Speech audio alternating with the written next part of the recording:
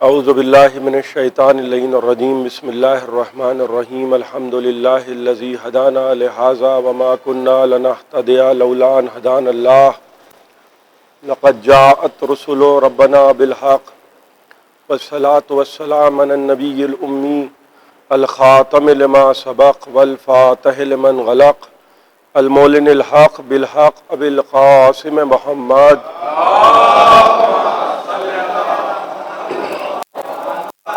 والصلاة والسلام علی اہل بیتہ الطیبین الطاہرین المعصومین المظلومین الذین اذھب اللہ عنہم الرجس وطہرہم تطہیرا۔ ایک صلوات پڑھ دیں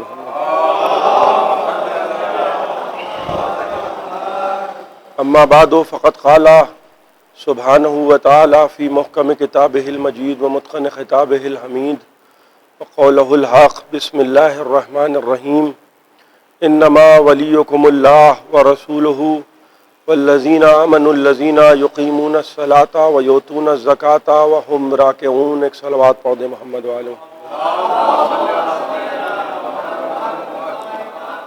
ایک اس سے بہتر صلوات پڑھ دیں محمد والے۔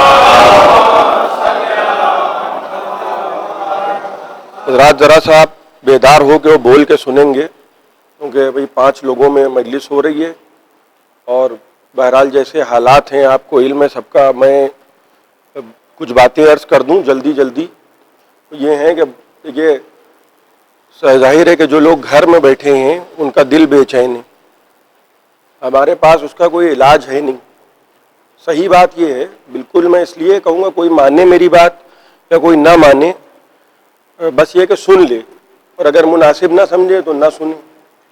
لیکن حقیقت یہ ہے کہ شبیں جیسی گزری تھیں، وہ رمضان جو مہینہ گزرا ہے پورا ہم لوگوں کا، اور شبیں جیسی گزری تو نہ شبوں میں 19 رمضان کا جلوس نکل پایا نہ 21 رمضان کا جلوس نکل پایا۔ حد یہ ہے کہ تابوت بھی نہ سج پایا، کیونکہ یہ کہا گیا کہ اگر تابوت سجے گا تو پھر لوگوں کو روکا نہیں جا سکتا ہے، لوگ زیارت کرنے کے لیے آئیں گے ضرور۔ اچھا بات یہ ہے کہ یہ جو بیماری ہے کرونا کی، یہ کوئی ایجاد نہیں ہے، یہ نہیں ہے کہ کسی نے کوئی شوشہ چھوڑ دیا ہے۔ یہ ایک ایسی خطرناک اور اس وقت تک لا علاج بیماری ہے، خدا نخواستہ۔ دیکھیے جس کو اللہ سب کو محفوظ رکھے، لیکن جس کا کوئی واسطہ نہیں پڑا ہے وہ تو بہت آرام سے اپنی بات کہہ سکتا ہے، لیکن خدا نخواستہ وہ لوگ کہ جو اس بیماری میں گرفتار ہو چکے ہیں یا جن پر ہلکا سا بھی اس کا اثر ہوا ہے، ہزاروں لوگوں کی جانیں گئی ہیں۔ میں ہی جانتا ہوں، میرے ہی اپنے مومنین بمبئی میں بہت سے لوگوں کے انتقال ہوئے۔ میں نے ہی ایک صاحب کی سراج صاحب کی مجلس پڑھی جن کا لندن میں کرونا سے انتقال ہوا۔ تو مسئلہ یہ ہے کہ جس کے اوپر گزر جاتی ہے وہ بہتر دیتا ہے۔ اب کنفیوژن کہاں سے پھیلتا ہے؟ کنفیوژن وہاں سے پھیلتا ہے، دیکھیے یہ میں اس لیے عرض کر رہا ہوں کہ جو لوگ مجھے سن رہے ہیں وہ یہ سمجھ لیں کہ جو ہونا وہ ہے کہ جو حکومت کی طرف سے قوانین آئے ہیں آپ کو اس کا کرنا ہے پاس لحاظ، آخر میں وہی ہونا ہے۔ پہلے بھی وہی ہوا تھا، اور ہم لوگ جو ہیں وہ اپنی بات کر سکتے ہیں، اپنی بات سینے پہ گھٹنا رکھ کے منوا نہیں سکتے ہیں۔ میں اس لیے صاف صاف کہہ رہا ہوں کہ بلا وجہ آپ جو ہے میں ایک ایسا زبردستی کا ایسی باتیں میں کروں کہ میں نے یہاں ان سے بات کر لی اور میں نے ان سے بات کر لی۔ مسئلہ یہ ہے کہ جو بھی گائیڈ لائن حکومت کی طرف سے آئی ہے اصل وہ ہے، اس کے علاوہ جو مختلف ادارے گائیڈ لائنیں جاری کر رہے تھے یا کوئی بھی کچھ کر رہا تھا یا اپنی طرف سے میں اگر کچھ باتیں کرنا شروع کر دوں کہ خیال ہے یوں ہونا چاہیے، تو 4 دن کے بعد وہ میرا خیال اس لیے فنا ہو جائے گا کہ حکومت کی طرف سے کوئی ایڈوائزری آئے گی اور لوگ کہیں گے کہ بھئی جو یہ لکھا ہے اس میں تو یہ لکھا ہے، آپ تو یہ کہہ رہے تھے۔ تو بلا وجہ 2-3 قسم کی باتیں کر کے کو کنفیوز کرنے سے کوئی بھی فائدہ نہیں ہوتا۔ بہتر طریقہ یہ ہے جس کے لیے میں نے یہ بات کی کہ جیسے ہوتا ہے کہ صاحب آپ کے پاس بدل کیا ہے، اگر آپ ایک کام نہیں کر پا رہے ہیں تو آپ کے پاس اس کام کا بدل کیا ہے۔ جیسے مثال کے طور پہ لکھنؤ میں جمعے کی نماز نہیں ہو رہی ہے تو اس کا بدل کیا ہے، مثلاً باجماعت جو نمازیں نہیں ہو رہی ہیں تو آپ بدل کیا ہے۔ جیسے آپ جلوس نہیں نکال پا رہے ہیں تو آپ کے پاس اس کا بدل کیا ہے۔ جیسے آپ اسی مجلس میں ماتم بھی ہو رہا ہے، افضل محل میں مجلس ہوتی ہے، اب افضل محل میں بھی لوگوں کی طبیعت خراب ہے، کیونکہ یہ تو یہ نہیں ہے خدا نخواستہ کہ کوئی اسی طبیعت خراب ہے، بزرگ لوگ ہیں، خواتین ہیں، بچے ہیں، اور سب کا لحاظ رکھ کے بات کرنا. یعنی میں یہاں مجمع اکٹھا کر لوں، خوب مجمع آ جائے یہاں، اور میں اس کے بعد فضائل پڑھوں، لوگ تعریف کریں گے، خدا نخواستہ کوئی بات ہو گئی. ایک بات بتائیے آپ، تو کیا ہوگا؟ میں بھی کہہ دوں گا ارے مجھے تو پتہ ہی نہیں تھا. یہ ذمہ داری میری بھی بنتی ہے کہ میں آپ کو چڑھاؤں نہ، آپ کے چابی نہ بھروں. میں آپ سے یہ نہ کہوں بھائی کربلا میں، نجف میں، ایران میں، قم میں ہزاروں موتیں ہوئی ہیں، سب مومنین ہی تو جان سے گئے ہیں. کوئی یہ تو ہے نہیں بھائی بیماریاں مذہب دیکھ کے تو اثر کرتی نہیں ہیں، بیماریوں کا مزاج تو سیکولر ہوتا ہے. یہ تو ہے نہیں خدا نخواستہ کہ یہ ان کو ہوگی یا آپ کو نہیں ہوگی. تو میں جو دستبستہ گزارش کر رہا ہوں، دیکھیے کچھ کام اس سال نہیں ہو پائیں گے. اب میں کہے دے رہا ہوں، ہو سکتا ہے کوئی یہ کہے کہ نہیں ابھی جو ہے وہ میری بات چیت فائنل دور میں ہے، کچھ کام اس سال نہیں ہو پائیں گے. شبیں بھی گزر گئیں، کچھ نہ ہوا، نہ جلوس اٹھا، نہ تابوت سجا. سچ یہ اسی شہر میں، کہیں اور کسی اور شہر کی بات نہیں کر رہا ہوں. اور لنگے بیٹھنے کی خدا نخواستہ کسی کو ضرورت نہیں ہے، کیونکہ یہ مسئلہ ایسا ہے نہیں کہ کوئی شخص یا قوم یا کوئی قبیلہ آپ کا جلوس نہیں نکلنے دے رہا ہے. یہ تو معاملہ ایسا ہے، اور گائیڈ لائن بھی کسی حکومت سے خاص نے نہیں بنائی ہے. مسئلہ یہ ہے کہ جو لوگ بھی حکومت میں بیٹھے ہیں وہ کوئی ڈاکٹر تو ہے نہیں. بہترین ڈاکٹروں کے مشورے سے جو طریقہ عمل میں آیا کہ بھئی فاصلہ رکھا جائے، ایک دوسرے سے مصافحہ نہ کیا جائے، ہاتھ نہ ملایا جائے، کسی سے بہت زیادہ قریب نہ ہو جائیے. یہ کوئی یہ ہے نہیں کہ پارٹیوں کے لیڈر یہ بیٹھے ہوئے باتیں کر رہے ہیں، اتنا تو کسی کو پتہ ہے نہیں. تو بہتر سے بہتر جو علاج ہے وہ اسی کو نظر میں رکھتے ہوئے گائیڈ لائن مرتب کی گئی ہے. اب 5 لوگوں سے بات اگر آگے نہ بڑھ پائے، میں ایک بات کہہ رہا ہوں اور میں اس پہ اڑ جاؤں کہ نہیں صاحب یہاں تو 60 آدمی بیٹھیں گے، اور آخری میں نتیجہ یہ نکلے کہ نہیں ہم مجلس نہیں ہونے دیں گے، اس کا کوئی فائدہ ہے؟ آپ یہ بتائیے. عقل بھی تو کوئی چیز، میں نے جو عرض کیا تھا کہ عقل بھی تو ایک انسان کی نعمت ہے. خدا نے جو عقل دی ہے، آپ دیکھیے ہی نا کہ فلاں صاحب کیا فرما رہے ہیں اور فلاں صاحب کیا فرما رہے ہیں اور فلاں صاحب کیا کر رہے ہیں. خدا نے آپ کو عقل دی ہے، اور عقل کو میں نے عرض کیا تھا کہ رسول باطن کہا گیا ہے. خود بھی تو انسان فیصلہ کرتا ہے کہ جہاں 10,000 کا مجمع ہو مجھے وہاں نہیں جانا چاہیے ان حالات میں.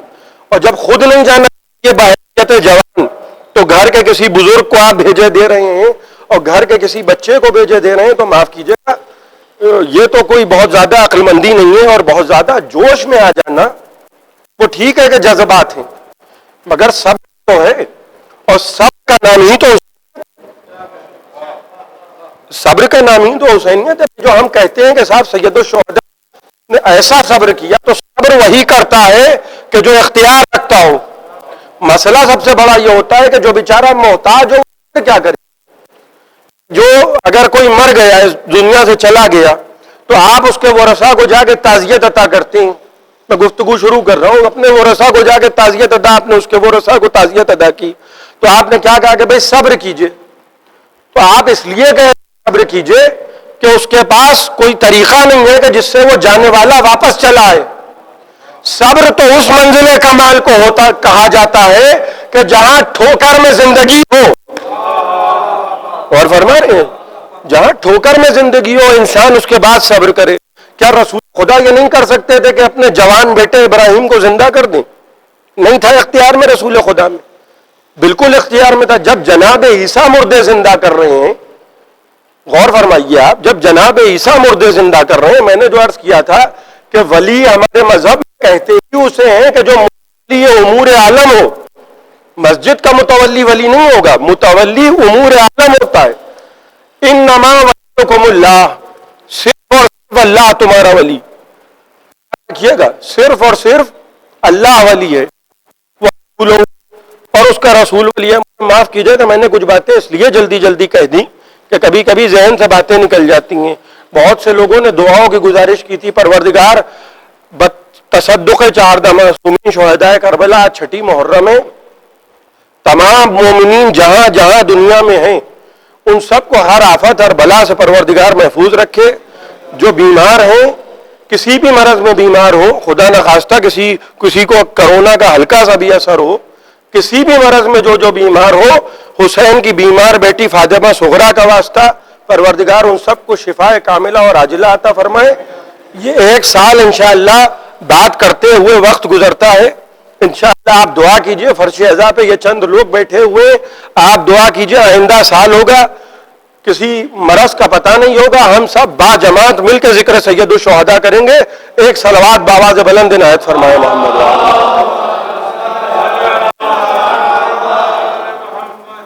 کہہ رہا ہے انما ولیکم اللہ، صرف اور صرف اللہ ولی ہے، ورسولہ، اور اس کا رسول ولی ہے، والذین آمنوا الذین یقیمون الصلاۃ ویؤتون الزکاۃ وہم راکعون، وہ ولی ہے کہ جو حالت رکوع میں زکوٰۃ دیتے ہیں۔ دیکھیے جو ولایت ہے یہ ممکن نہیں ہے کہ رسول اس دنیا سے چلے جائیں اور کسی کو اپنی جگہ پر بٹھائیں نہ۔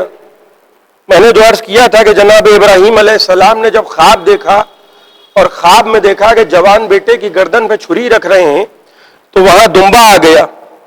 دمبا جب آیا تو جناب ابراہیم نے آنکھوں پہ پٹی باندھ رکھی تھی، اس یقین سے چھری چلائی تھی کہ جوان بیٹے کو ذبح کریں۔ بیٹا ذبح نہیں ہوا لیکن قرآن نے لقب دے دیا، صرف یہ کہ گردن پہ چھری آئی اور قرآن نے کہا یہ ذبح عظیم ہے، ذبح ہوئے نہیں اسماعیل، لیکن قرآن نے کیا کہا یہ ذبح عظیم ہے، فقط اس بات پر ذبح عظیم تھا کہ گردن پہ چھری آئی۔ بھائی کمال ہو گیا، گردن پہ چھری آ جائے تو قرآن ذبح عظیم کہتا ہے، اور اس 250 تلواریں چھاؤں میں لیٹے رہے۔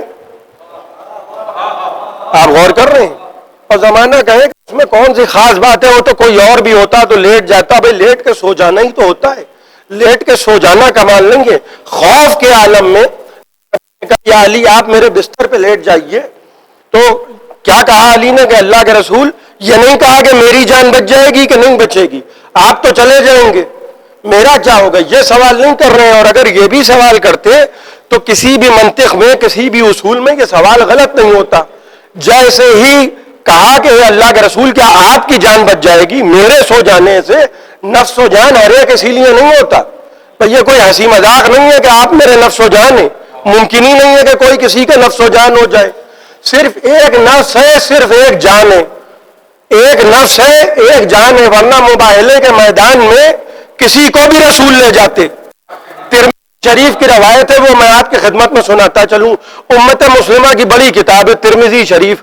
ایک شخص نے آگے پیغمبر سے پوچھا، دیکھیے روایت ادھر سے ہے، اس کا میں ذمہ دار نہیں ہوں۔ ایک شخص نے آگے پیغمبر سے پوچھا، اللہ کے رسول آپ کی نظر میں آپ کا سب سے محبوب ترین انسان آپ کی نظر میں کون ہے؟ پیغمبر نے ایک صاحب کا نام لے لیا، سمجھ جائیے اب آپ۔ اس کے بعد اس نے پھر پوچھا کہ اللہ کے رسول آپ کا محبوب ترین انسان کون ہے روئے زمین پر؟ پیغمبر نے کسی اور کا نام لے لیا، اس کے چہرے پر اور مسکراہٹ آ گئی۔ پھر اس نے پوچھا اللہ کے رسول آپ کا اس دنیا میں سب سے زیادہ محبوب ترین انسان کون ہے؟ پیغمبر نے تیسرا نام لے لیا۔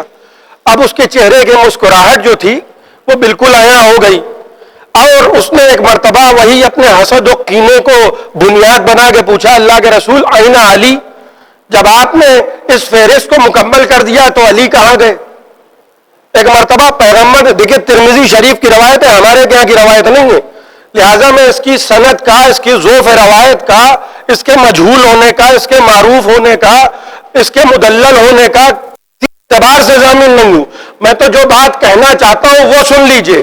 ان کی روایت بھی یہی ہے کہ جب اس نے پوچھا آئینہ علی تو پیغمبر نے ایک مرتبہ حیرت بھری نگاہوں سے اپنے اصحاب کو دیکھا اور کہنے لگا یہ کیسا سوال کرنے والا ہے، ان ھذا یسألنی عن النفس، یہ تو مجھ سے میرے نفس کے متعلق پوچھ رہا ہے۔ ایک صلوات پڑھو محمد و آل محمد۔ لیکن اس سے بہتر صلوات محمد و آل محمد۔ یہ تو مجھ سے کس کے بارے میں سوال کر رہے ہیں؟ نفس کے بارے میں۔ بھائی ہو سکتا ہے کہ آپ مجھ سے پوچھیں کہ صاحب آپ کو اس مجمع میں، مجمع بھی میں نے غلط کہہ دیا، 5 لوگ مجمع نہیں ہوتے۔ آپ مجھ سے پوچھیں کہ صاحب کہ آپ کو ان میں عزیز کون ہے، میں نے سب کے نام لے دیے، اس کے بعد نے پوچھا کہ صاحب آپ کے بھائی کا تو نام آیا ہی نہیں، تو میں کہوں گا ارے آپ کیسی باتیں کر رہے ہیں؟ آپ نے پوچھا عزیز تو میں نے نام لے لیا، آپ تو میرے بھائی کے بارے میں پوچھنے لگے۔ بھئی یہ تو سوال ہی اپنے آپ میں احمقانہ ہے۔ ویسے ہی پیغمبر کہیں کہ بھئی اگر آپ حاشیہ برداروں کی بات کر رہے ہیں تو فہرست طولانی ہے، لیکن آپ میرے نفس کے متعلق سوال کر رہے ہیں تو کہاں علی؟ کہاں مجمع، کہاں علی، کہاں ہجوم؟ نفس و جان کوئی اور ہوتا تو پیغمبر مباہلے کے میدان میں خدا کی قسم لے کے جاتے. یہ ہے ہی نہیں کہ کوئی اور علی نبی کا نفس ہو. اسی لیے بستر پہ علی کو سلا رہے ہو. علی نے پوچھا کہ آپ کی جان بچ جائے گی؟ کہا ہاں علی، اگر آپ سو جائیں گے تو جان بچ جائے گی. دیکھیں 250 تلواروں کے سائے میں کسی کو بھی پیغمبر لٹا دیتے اور ایک مرتبہ وہ گھبرا کے اٹھ جاتا تو لوگ بھی سمجھ جاتے. اچھا یہ بھی میں عرض کر دوں، ہر ایک کو یہ حق ہی نہیں ہے کہ وہ پیغمبر کے بستر پہ لیٹے. میں نے تو جناب ام حبیبہ کا کردار دیکھا جو ابو سفیان کی بیٹی تھی، ام حبیبہ.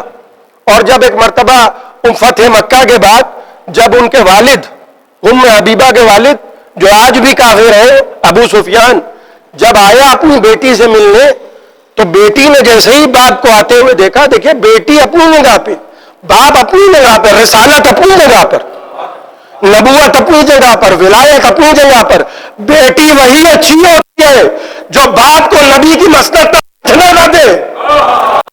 اور فرما رہے ہیں جناب ام حبیبہ نے کیا انداز، کیا طریقہ اپنایا. تمام امت مسلمہ نے اپنی کتابوں میں سب نے لکھا، اللہ سب کو رحمت نازل کرے سب پر، جنہوں نے حق بیانی سے کام لیا. انہوں نے دیکھا کہ والد محترم آ رہے ہیں، جلدی سے نبی کے غرفے کی طرف گئیں، نبی کے حجرے کی طرف گئیں اور نبی کا بستر سمیٹ کے رکھ دیا، بستر الگ رکھ دیا. اور والد محترم سے کہا نہیں اب بیٹھ جائیے. بد اخلاقی سے بھی نہیں پیش آئیں.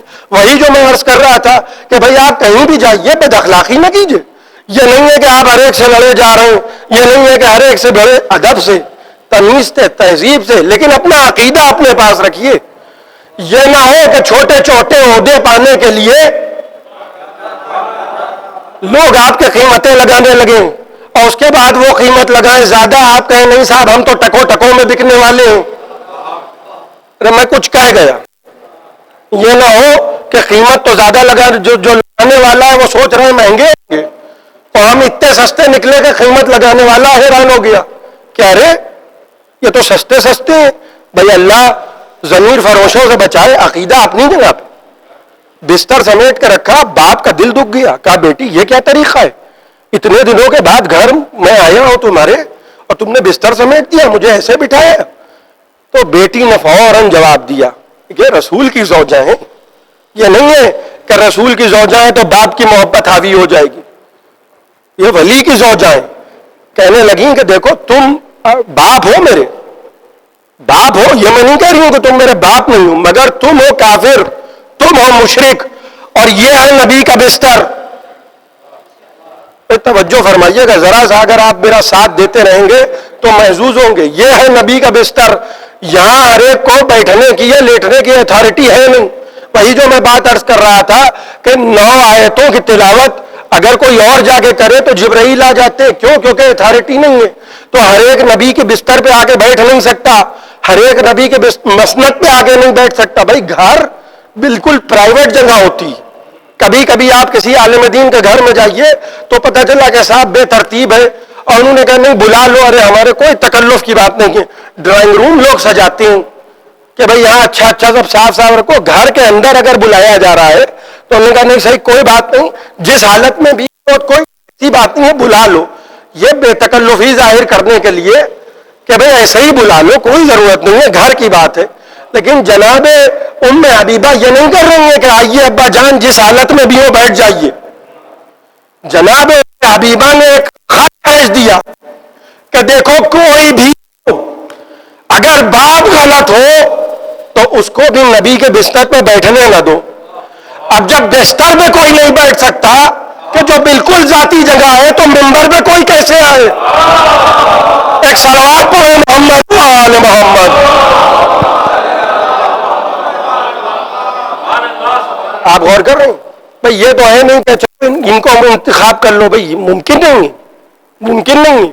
کیوں؟ کیونکہ منبر ہے ہدایت کی جگہ، بھئی بستر ہدایت کی جگہ نہیں ہے.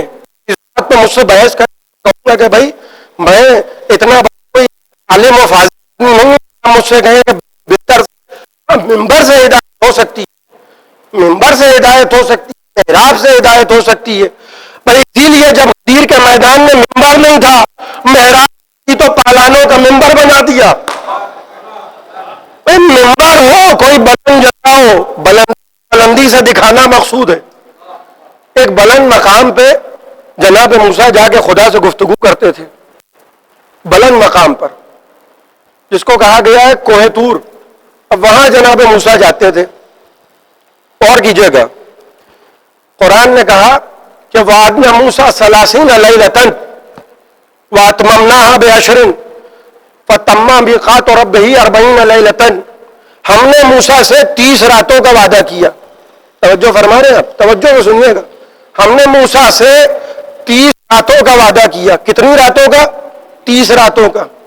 میں نے آپ سے کہا کہ بھائی ایسا ہے میں آدھے گھنٹے مجلس ختم کر دوں گا، بیٹھ جائیے.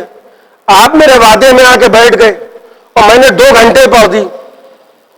غور فرما رہے ہیں آپ. بعد میں آپ نے کہا ایسے تو گئے، دوسری مجلسیں چھوٹ گئیں، یہ کون سا طریقہ ہے؟ میں نے کہا بھائی معاف کیجیے گا، وہ مجھے ربط ہی نہیں مل رہا تھا. پھر آپ لوگ واہ کر رہے تھے تو میں نے کہا یہ بھی سنا دوں، وہ بھی سنا دوں، وہ بھی سنا دوں.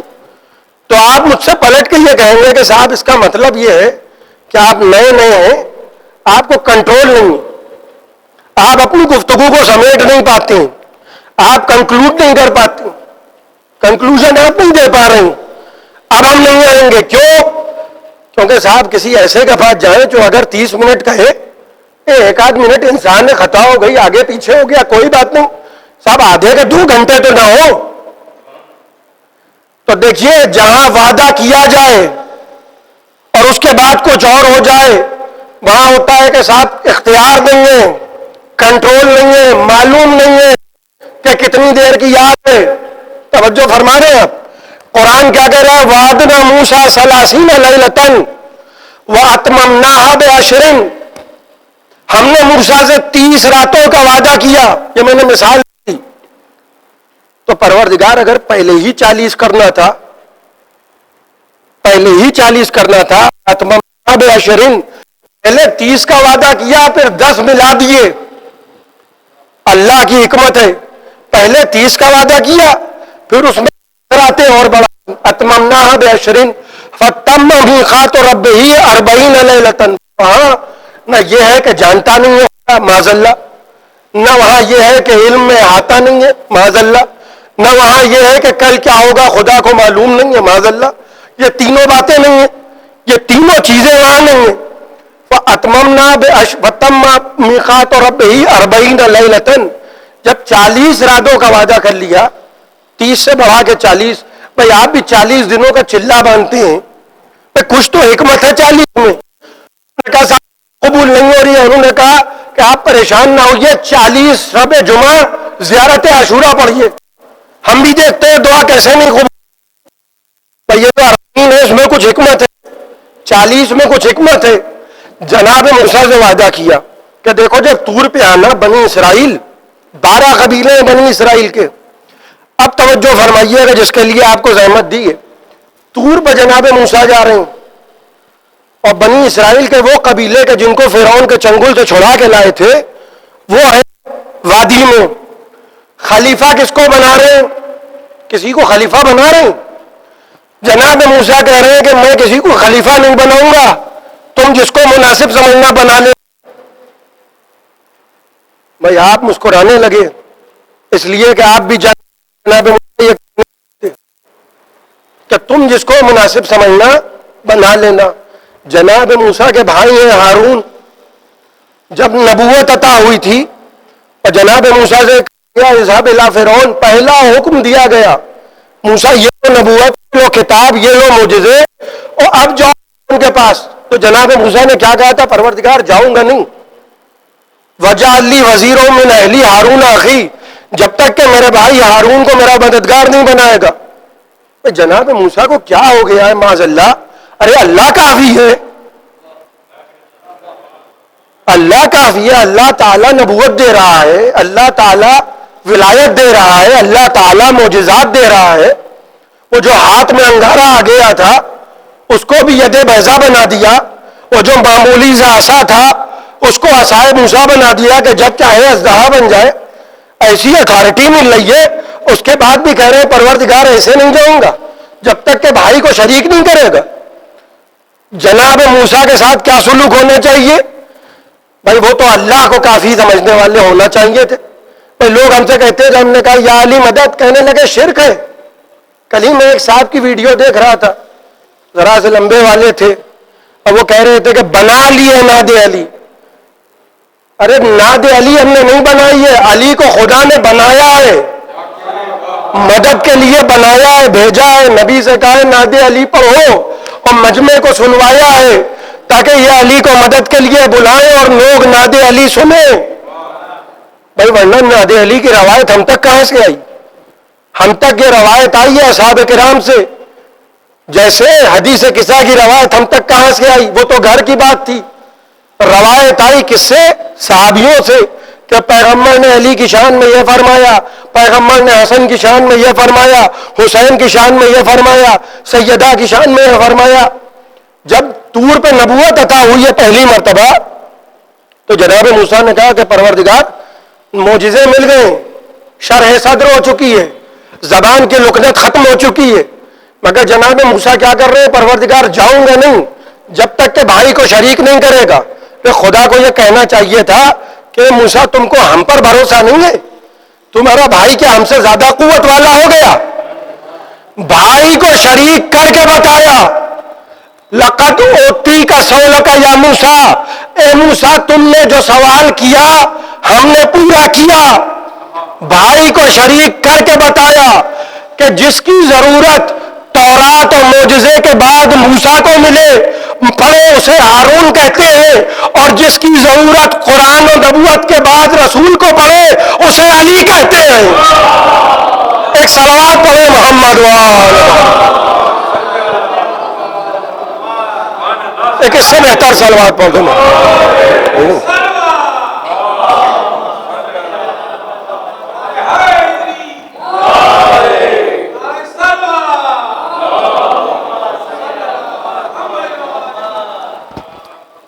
میں زیادہ دیر آپ کو زحمت نہیں دوں گا. دیکھیے جس کی ضرورت پڑے, وہاں یہ نہیں ہوا کہ جناب موسیٰ کو ڈانٹا جا رہا ہے کہ موسیٰ تم کو ہم نے نبوت دی ہے اور تمہارا ایمان معاذ اللہ کامل نہیں ہوا, تم اپنے بھائی کو مددگار بنانا چاہتے ہو. ہمارے ہوتے ہوئے, ہمارے معجزات کے ہوتے ہوئے وہ جو کہتے ہیں اللہ کافی ہے, ان کو کہنا چاہیے جناب موسیٰ کو کہ حضور والا آپ کے بھائی ہیں, آپ کو تو خدا نے منتخب کیا ہے نا, ورنہ اخترتو کا فاستعمل ما یوحا, ہم نے تم کو چن لیا, چنا تھا موسیٰ کو. وہ کہنے لگے پروردگار میرے بھائی کو ساتھ بھیج دے. اچھا یہ کوئی گھر تو ہے نہیں کہ کہیں سے کارڈ آیا بھائی کو لے کے چلے گئے, یہ ہے کار نبوت. اگر بغیر اجازت کے خدا کی قسم لے کے چلے جاتے تو اس امت کا بھروسہ نہیں ہے. جناب ابراہیم کے لیے کہہ رہے ہیں کہ جناب ابراہیم نے 3 جھوٹ بولے. قرآن کہہ رہا ہے انہو کان صدیقا نبیا, وہ صدیق تھے, نبی تھے. قرآن کہہ رہا ہے صدیق سب سے بڑا سچا, اور امت کہہ رہی ہے 3 جھوٹ بولے. کس کے جھوٹ کو کور کرنا چاہتے ہیں آپ؟ کہاں آپ ریپیئرنگ کرنا چاہتے ہیں؟ جناب ابراہیم سے 3 جھوٹ بلوا دیے امت نے معاذ اللہ. صدیق, کل میں نے عرض کیا تھا کہ پرندہ غلطی نہیں کر رہا ہے, نبی کہاں سے غلطی کرے گا؟ اگر خود لے کے چلے جاتے تو کہتے کہ بعد میں خدا ناراض ہو گیا کہ موسیٰ تم ہارون کو کیسے لے کے چلے گئے. دیکھیے کوئی بھی نبی ہو سلسلہ ایک ہے. جیسے تسبیح کے دانوں میں فرق نہیں ہوتا ویسے نبوت و ولایت کے سلسلوں میں فرق نہیں ہوتا. انما ولیکم اللہ ورسولہ والذین آمنوا الذین یقیمون الصلاۃ ویؤتون الزکاۃ وہم راکعون. جو نبی ہے وہی ولی ہے, وہی مانگ لیا. اس لیے کہ اگر نہ مانگتے اور خود سے لے جاتے تو بعد میں پیغمبر یہ کہتے کہ انت منی یا علی انت منی بمنزلت ہارون من موسیٰ. تو پہلے ہارون کی منزلت تو پتہ چلے, پہلے یہ تو معلوم ہو جائے کہ ہارون کس منزل پہ فائز ہیں. دونوں ساتھ گئے, اور جب جناب موسیٰ سے 40 راتوں کا وعدہ لیا فَتَمَّ مِيقَاتُ رَبِّهِ 40 لَيْلَةً, تو جب جانے لگے جناب موسیٰ تو وہ 12 قبیلے تھے. دیکھیں قبیلے 12 تھے اور ان میں ایک ہارون ہے, 2 لوگ تھے نا. خود جناب موسیٰ جا رہے ہیں 40 راتوں کے لیے جا رہے ہیں, 41वें دن واپسی ہے، یہ طے ہے. کیوں؟ کیونکہ خدا نے وعدہ کیا ہے، 40 کا وعدہ ہے، 41ویں دن واپس آئیں گے. فقط 40 دن کے لیے غیبت ہے. توجہ فرما رہے ہیں. تو اپنی قوم میں ہارون کو چھوڑا، کہنے لگے اخلفنی فی قومی، تم میری قوم میں میرے خلیفہ بن کے رہو. یہ ہے قرآن. جناب موسیٰ کس سے کہہ رہے ہیں؟ ہارون سے. اخلفنی فی قومی، تم میرے خلیفہ بن کے رہو. اس قوم میں 12 قبیلوں میں ایک خلیفہ. غور فرما رہے ہیں آپ، قبیلے 12، خلیفہ ہے ایک. وہ منزل دوسری ہے، یہاں قبیلہ ہے ایک، خلیفہ ہے 12. ایک صلوات پڑھے محمد وآل محمد. ایک قوم، ایک 12 قبیلے. کہنے لگے اخلفنی فی قومی فاصلح. توجہ فرمائیے گا، میں بات بات عرض کر رہا ہوں، قرآن پڑھنا نہیں ہے، قرآن کو سمجھنا ہے. ٹھہر جائیے، رک جائیے. فاصلح ولا تتبع سبیل المفسدین. اے ہارون، دیکھو میری قوم میں رہو، یہ بنی اسرائیل میں میرا خلیفہ بن کے رہو، 40 دن کے لیے میرے خلیفہ بن کے رہو. اور اے ہارون سنو، ان کی اصلاح کرتے رہنا. فاصلح، پتہ چلا نبی کے بعد بھی قوم قابل اصلاح ہوتی ہے. یہ جو لوگ کہتے ہیں نا کہ صاحب اصلاح کیجئے اصلاح کیجئے، نبی اصلاح کر رہا ہے. اور صرف 40 دن کے لیے گئے، اور یہاں امت کا حال یہ کہ کھٹ سے گوشالہ بنا لیا، اور فوراً اس کی عبادت شروع کر دی. جیسے ہی جناب موسیٰ طور پہ گئے، فوراً عبادت شروع کر دی. اور ایک جادوگر تھا جس کا نام تھا سامری، اس نے کیا کیا کہ جبرائیل جس گھوڑے پہ بیٹھ کے آئے تھے، توجہ فرمانے، جب دریا پر راستہ بنا ہے تو جس گھوڑے پہ جبرائیل بیٹھ کے آئے تھے، اس گھوڑے کے نیچے کی خاک، قدموں کے نیچے کی خاک، جبرائیل جس گھوڑے پہ بیٹھے تھے، کون؟ فرشتہ جبرائیل سید الملائکہ جس گھوڑے پہ سوار تھا، اس کے قدموں کے نیچے کی خاک حرکت کر رہی تھی. غور فرما رہے ہیں آپ، کسی نے نہیں دیکھی، سامری جادوگر نے دیکھ لی. اور فرما رہے اتنا بڑا مجمع. اب میں پوچھوں، سوال کروں، جو لوگ ہم سے پوچھتے ہیں کہ صاحب یہ کون سا طریقہ ہے، یہ کہاں کا عقیدہ ہے، یہ کلاوے باندھ لیے درگاہ سے مس کر کے، یہ ہتھکڑیاں پہن لی، یہ تعویذ پہن لیا.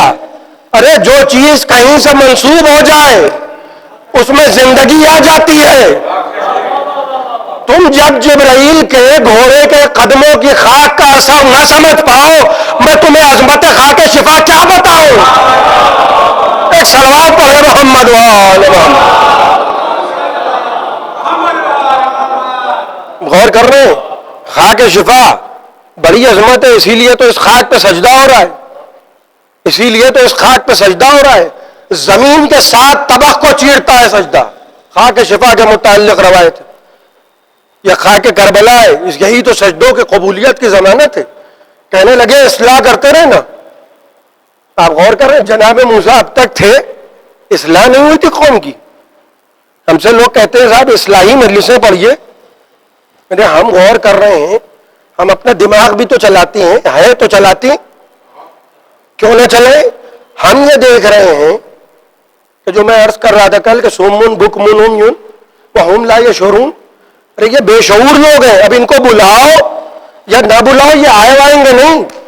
تو جو آب زمزم کی سے زیادہ دھلی پاک زبان جس کو بلائے ہدایت کی دعوت دے اور وہ نہ آئے. بھائی خدا کی قسم، کربلا کے میدان میں سید الشہداء لباس رسول پہنے نبی کا نواسا بلا رہا ہے، مگر خدا کی قسم ایک چیز سے اپنے آپ کو محفوظ رکھیے گا، وہ ہے مال حرام. جب مال حرام پیٹ میں چلا جاتا ہے تو نبی و ولی کی باتیں بھی اثر نہیں کرتی. تو اپنے آپ کو مال حرام سے انسان محفوظ رکھے. اسی لیے ہم لوگ تبرک کھانے کے عادی ہیں.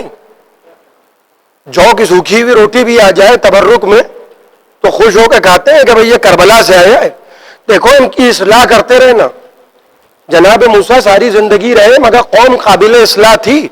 وَلَا تَتَّبِعْ سَبِيلَ الْمُفْسِدِينَ. اور دیکھو فسادیوں کی، فسادی جناب موسیٰ کہہ رہے ہیں کہ فسادیوں کا اتباع تم نہ کرنا. اس کا معنی کیا کہ جناب موسیٰ کی قوم میں فسادی بھی تھے. نبی بھی موجود ہے, فسادی بھی موجود ہیں. لیکن نبی کی موجودگی میں یا عدم موجودگی میں جو بھی ہنگامہ آرائی کرنے کی کوشش کرے وہی فسادی ہوتا ہے. 40 دن کے لیے گئے, توجہ فرمائیے کہ میں اپنی گفتگو سمیٹ رہا ہوں, صرف 40 دن کے لیے گئے, فقط 40 دن کے لیے گئے, مگر قوم کو بغیر خلیفہ کے نہیں چھوڑا. اب دل پہ ہاتھ رکھ کے بتائے امت کہ جو 40 دن کے لیے جائے وہ تو قوم کو بغیر خلیفہ کے چھوڑتا نہیں, اور جو 11 ہجری میں قیامت تک کے آنکھوں سے اوجھل ہو جائے وہ امت کو بغیر خلیفہ کے کیسے چھوڑے گا. اور فرما رہے ہیں ایک صلوات پڑھو محمد و آل محمد. یہ تو ممکن نہیں ہے کہ نبی چلے گئے. ارے چرواہا جو ہوتا ہے, مثال دے رہا ہوں, چرواہا جو ہوتا ہے جو بکریاں چراتا ہے وہ بھی جانور کو نہیں چھوڑتا. وہ کہتا ہے چھوڑ دوں گا تو مالک ناراض ہوگا. ہوتا ہے نہیں ہوتا ہے کہ میں ان کو چھوڑ دوں تو جس کے مویشی ہیں وہ کہے گا کہ تم کو اسی کی تو تنخواہ دے رہا ہوں, میں اسی کی تو تنخواہ دے رہا ہوں کہ میرے مویشیوں کا خیال رکھنا, ایسا نہ ہو کہ کوئی جانور حملہ کر دے, نقصان پہنچا دے. اب اس سے میں کہوں کہ چلو, وہ کہے کہ نہیں صاحب میری ذمہ داری ہے کہ جانور. چرواہا جانوروں کو اکیلا نہیں چھوڑتا, نبی امت کو اکیلا چھوڑے گا. کہاں کی باتیں ہیں. ولایت علی کا اعلان کیا جا رہا ہے, اور اعلان اس لیے کیا جا رہا ہے کہ اتھارٹی ہے رسول. وہ جو میں نے کل عرض کیا تھا کہ وہ امتحان امت کا ہے, آیتیں فقط رسول کے لیے نازل نہیں ہوئی ہیں. کلام خاص ہے, اتباع عام ہے, تطبیق عام ہے. کہا رسول کو جا رہا ہے, سنایا امت کو جا رہا ہے. میں نے یہاں کس کے کسی سے کچھ کہا تو لوگ متوجہ ہو گئے. کہا ہی اس لیے تھا کہ سب متوجہ ہو جائیں. کہ جو رسول سے کہا جا رہا ہے بلغ, تو رسول تو آئے اس لیے کہ تبلیغ کرے. اور اتھرائز کیا گیا الف لام لگا کے, یا ایھا الرسول, اے رسول تم تبلیغ کرو گے, کسی اور کو حق نہیں ہے. امت کا کام ہے دنیا تک پہنچانا, محمد کا کام ہے اعلان کرنا. لہذا اعلان ولایت علی کے لیے پالانوں کا منبر, اور اے سلمان و ابو ذر, یہ وادی غدیر سے کانٹے چنو. صحابیت کا کام بھی بتا دیا کہ جب ولایت کا اعلان ہو تو کانٹے چنے جاتے ہیں. اب جو کانٹے بچھائے سمجھ لیجئے, جو کانٹے بچھائے وہ کسی کا پیرو ہو سکتا ہے, صحابہ کا پیرو نہیں ہو سکتا. صحابہ کی شان یہ ہے کہ کانٹے چن رہے ہیں, علی کی ولایت کا اعلان سن رہے ہیں. من کن تو مولا ہو فہذا علی مولا, جس کا میں مولا اس کے علی مولا. ذکر کس کا ہے؟ چہرہ اگر بگڑ جائے کسی کا, باپ کے چہرے کو دیکھنا عبادت ہے. نوجوان سنیں, اپنے باپ سے تیوریاں بگاڑ کے بات نہ کیجیے گا, خدا کی قسم نامہ اعمال صفر ہو جائے گا. کبھی آپ کا لہجہ خراب نہ ہو جائے. یہ نہ ہو کہ نہیں بڑے نمازی ہیں, میں نے مانا آپ نے مسجد نبوی میں بھی نماز پڑھی ہوگی, مسجد کوفہ میں بھی نماز پڑھی, کہیں ہے کہ ہو آپ, لیکن ماں باپ سے اگر آپ نے تیور بگاڑ لیے تو سمجھ لیجئے بہت برا حال ہوتا ہے اس انسان کا. باپ کو ولی بنایا گیا ہے, ماں کے قدموں کے نیچے جنت رکھی گئی ہے. ماں باپ کے آگے حدیں ہیں, یہی حدیں ہیں. اور دعا کرتے رہو پروردگار رب ارحمہما کما ربیانی صغیرہ, پروردگار تو ان پر اس طرح سے رحم کر جیسے انہوں نے بچپن میں مجھ پر رحم کیا. بڑے ہو جائیں, جوانی اس لیے نہیں ہوتی کہ باپ کو تیور دکھائے جائیں. علی اکبر کی جوانی سے سبق سیکھیے. کہہ رہے ہیں بابا آپ سن رہے ہیں لشکر یزید سے کیا آوازیں آ رہی ہیں, سن رہے ہیں بابا آپ؟ کہ بابا کوئی بھی جوان بیٹا یہ برداشت نہیں کر سکتا کہ بوڑھے باپ کو تانے دیے جائیں. کہا علی اکبر تمہاری پھوپھی نے تم کو پالا ہے, جاؤ علی اکبر اپنی پھوپھی سے اجازت لے لو. اچھا علی اکبر ایک کام کرو, پہلے ماں کے پاس چلے جاؤ, اس لیے کہ ماں تمہاری اجازت دے دے گی. مگر علی اکبر پھوپھی کا مزاج ہم جانتے ہیں. صبح سے آپ جناب علی اکبر کے مصائب سن رہے ہیں. میں دست ادب جوڑ کے ان لوگوں سے معافی چاہتا ہوں کہ جو لوگ مجلسوں میں نہیں آ پا رہے. میں جانتا ہوں کہ دل بے چین ہے اس لیے کہ آج 6 محرم ہے. انہی نم آنکھوں سے دعا کیجئے. خدا شاہد ہے، خدا شاہد ہے، آپ کی آوازیں بھلو ایک انسان کہیں بیٹھ کے گریا کر رہا ہو، آپ کے آنسو اس رومال کی امانت ہے. میں آپ کو اجر نہیں دے سکتا، میں آپ کو کچھ بھی نہیں دے سکتا، اور جس کو کچھ چاہیے ہے وہ حسین کی اس ماں سے طلبگار ہو جو کہتی ہے کہ اے میرے لال پہ رونے والے، جب تک ایک ایک رونے والا جنت میں داخل نہیں ہو جائے گا. آپ کو کسی نے رونے سے نہیں روکا ہے. گھروں میں بیٹھ کے روئیے، امام باڑوں میں بیٹھ کے روئیے، تنہائیوں میں روئیے. یہی تنہائیاں یہی اکیلے میں بیٹھ کے رونا، یہی ہماری سب سے بڑی گواہی ہے، سب سے بڑی گواہی ہے. حسین کربلا کے میدان میں تنہا ہے. ایک بیٹا ہے، اور جوان بیٹا، ایسا بیٹا کہ جس نے قدموں پہ سر رکھ دیا. حسین کرسی چھوڑ کے گھبرا کے اٹھ کے کھڑے ہو گئے. کہا علی اکبر آج کے بعد یہ غضب نہ کرنا. علی اکبر، علی اکبر میرے لال، تم میرے نانا کی تصویر ہو، آج کے بعد یہ غضب نہ کرنا. جب بھی نانا کو دیکھنے کا دل چاہتا ہے میں اشتیاق ہوتا ہوں رسول کی زیارت کو. میرے لال تم کو دیکھتا ہوں. علی اکبر جاؤ. ماں کے پاس گئے، جناب ام لیلا، اور آ کے ماں کے قدموں پہ سر رکھ دیا. تو کہنے لگے اماں آقا نے تو اجازت دے دی، اب آپ بھی اجازت دے دیجئے. کہا علی اکبر زانوں پہ سر رکھو. اور اس کے بعد کہنے لگی ہیں علی اکبر کیا اسی دن کے لیے پالک ہے میرے لال؟ کہنے لگے اماں قیامت کے دن بہت سرخرو ہوئیے گا. جب دادی زہرا پوچھیں گی تو کہہ دیجئے گا اماں کہ میں نے 18 برس کے کڑیل جوان کو آپ کے بیٹے پہ قربان کر دیا. رو کے کہنے لگی میرے لال جب امام وقت نے اجازت دے دی تو میں روکنے والی کون ہوتی ہوں. جناب ام لیلا کے خیمے کا پردہ اٹھا، حسین باہر کھڑے تھے. علی اکبر کا بازو تھاما، لے کے 18 برس کے کڑیل جوان بیٹے کو جناب زینب کے خیمے کی طرف بڑھے،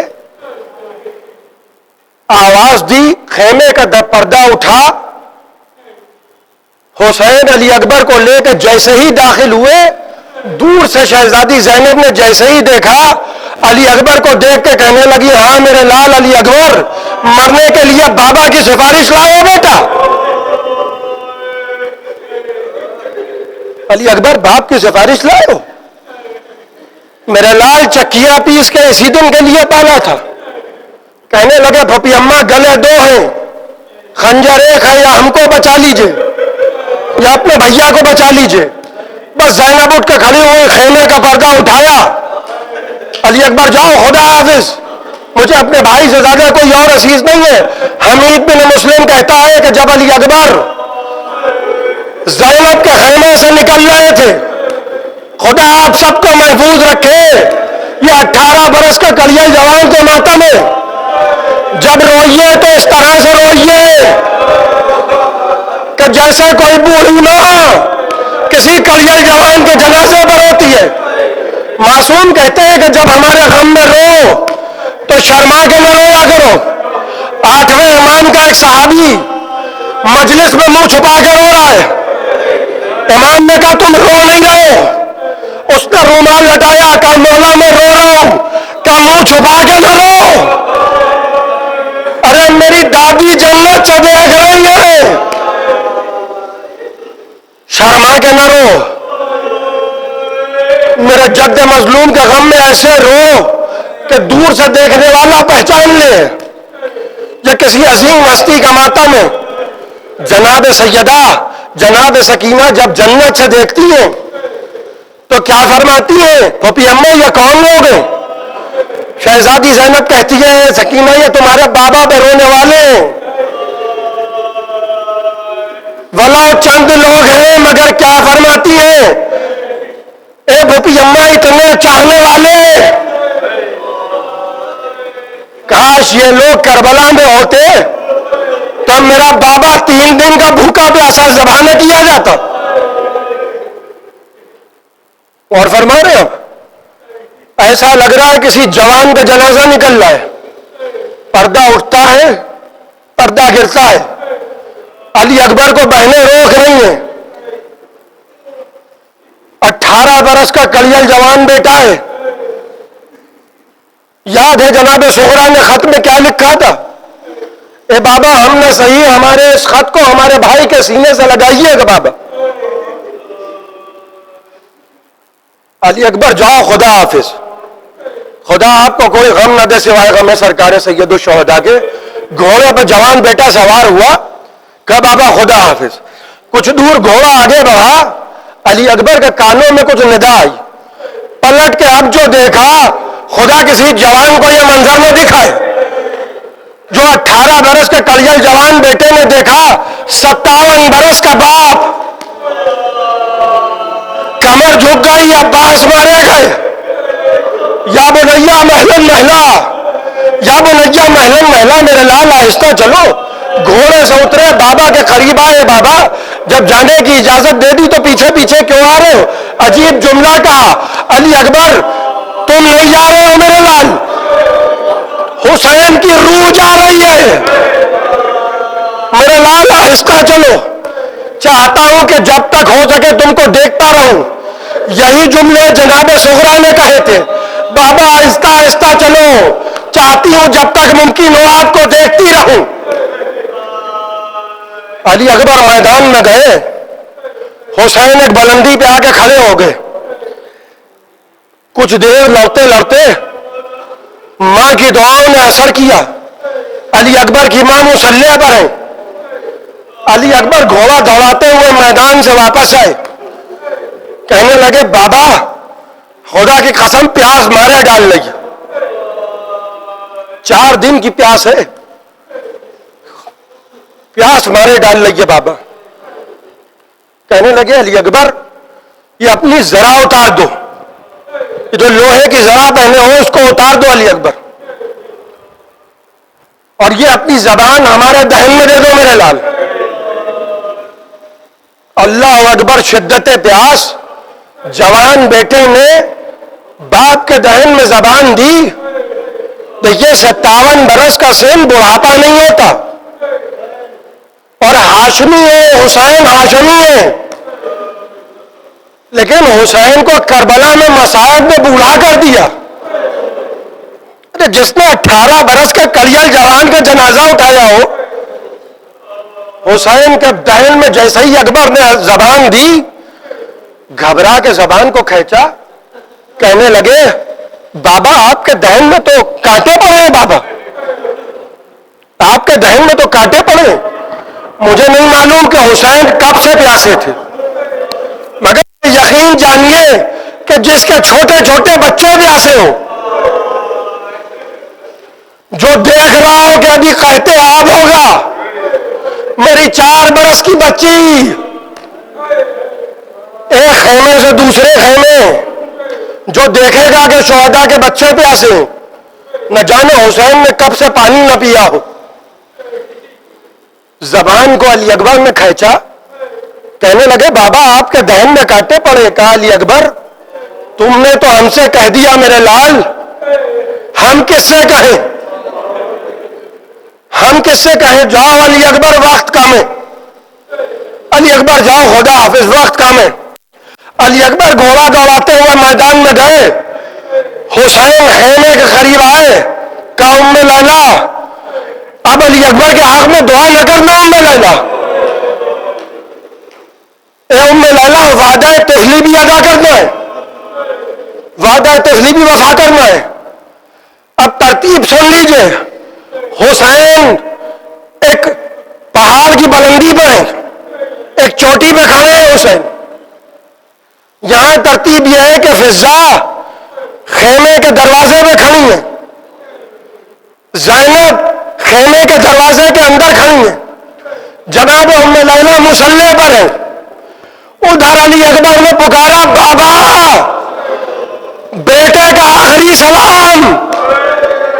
حسین بلندی پر گرے، فضا خیمے کے در کے باہر گری، زینب خیمے کے در کے اندر گری، اکبر کی ماں مصلی پر گری۔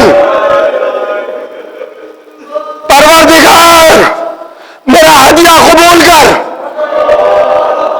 حسین ایک مرتبہ جدھر سے آواز آئی آگے بڑھے، اٹھے، ایک مرتبہ گرے حسین، پھر اٹھے، پھر دوبارہ گرے حسین، پھر اٹھے، پھر دوبارہ گرے حسین۔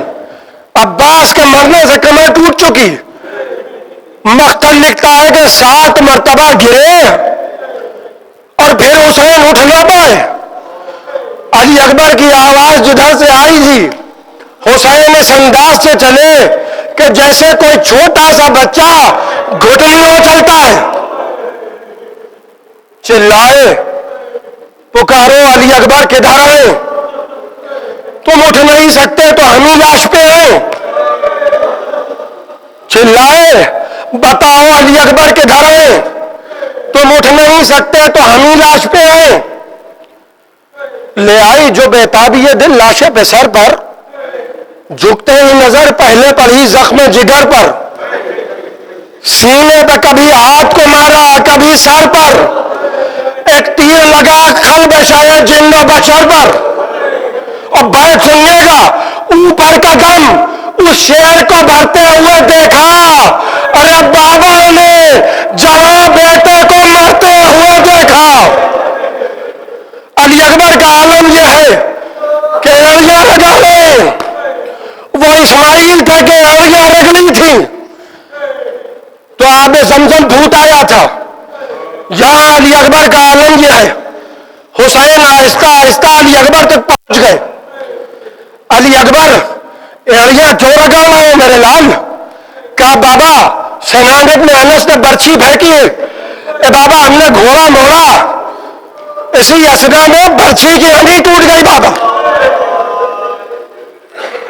وہ شیر خدا کا لال، سوچئے یہ وہ حسین ہے کہ صبح سے جب ہر کے غلام نے پکارا تھا تو شجاعت حسینی کا عالم یہ تھا کہ گھوڑا دوڑاتے ہوئے گئے، ایک ہاتھ سے لجام فرس کو تھامے حسین، ایک ہاتھ سے شہید کا جنازہ اٹھاتے تھے، اور لشکر یزید کے سپاہی حسین کی شجاعت کا یہ انداز دیکھتے تھے کہ یہ حیدر کرار کا بیٹا ہے، یہ جعفر طیار کا بیٹا، یہ جعفر طیار کا بھتیجا ہے۔ مگر آج حسین اتنے غریب ہو گئے کہ گھٹنیوں کے بل چل کے لاشیں علی اکبر پہ آئے اور کہہ رہے ہیں علی اکبر تمہارا بعد ہمیں کچھ نظر نہیں آتا، علی اکبر کچھ نظر نہیں آتا۔ حسین کا کپ کپاتا ہوا ہاتھ تھرتھرا رہے حسین۔ علی اکبر نے باپ کے ہاتھوں کو تھاما۔ مصائب مکمل افضل محل کی مجلس میں سنیے گا۔ سینے سے برچی کی ہنی کھینچ لی حسین نے، جوان بیٹے کے سینے سے برچی کی ہنی کھینچ لی، مگر اب جب لاش علی اکبر اٹھانا چاہ رہے ہیں تو حسین کے جسم میں اب اتنی تاب نہیں ہے کہ 18 برس کے کلیل جوان کا جنازہ اٹھائے۔ خدا کسی باپ کو یہ منظر نہ دکھائے کہ کوئی بوڑھا باپ جوان بیٹے کا جنازہ اٹھائے۔ کوشش کی حسین نے، جب جنازہ نہیں اٹھا تو پکار کے کہنے لگے آؤ بنی ہاشم کے بچوں آؤ، لاش علی اکبر اٹھانے میں ہماری مدد کرو۔ اور سنیے گا میں نے مجلس کو ختم کیا، بچوں نے سہارا دیا، 18 برس کے کلیل جوان کا جنازہ آیا۔ سوچئے جب علی اکبر جا رہے تھے تو خیمے کا پردہ گر رہا تھا اور خیمے کا پردہ اٹھ رہا تھا۔ سوچئے اب کیا عالم ہوگا، کیا گزری ہوگی اس ماں کے دل پر جس کے کانوں میں یہ صدا آئی ہو، چلیے آپ کے کلیل جوان کا جنازہ آیا ہے۔ لاش علی اکبر کو لا کے جیسے ہی خیموں میں رکھا ایک کوہرام بڑھ گیا. حسین ہے، زینب ہے، بیویاں ہیں، سب آئے مگر علی اکبر کی ماں ام لیلا نہ آئی. بڑی دیر گزر گئی، جناب زینب کو دیکھ کے کہنے لگے زینب جاؤ علی اکبر کی ماں کو بلا لاؤ. شہزادی زینب گئیں، جناب علی اکبر کی والدہ جو مصلی پہ بیٹھی تھی آئیں، کہنے لگی بھابھی جان چلیے آپ کے جوان کا جنازہ آیا ہے.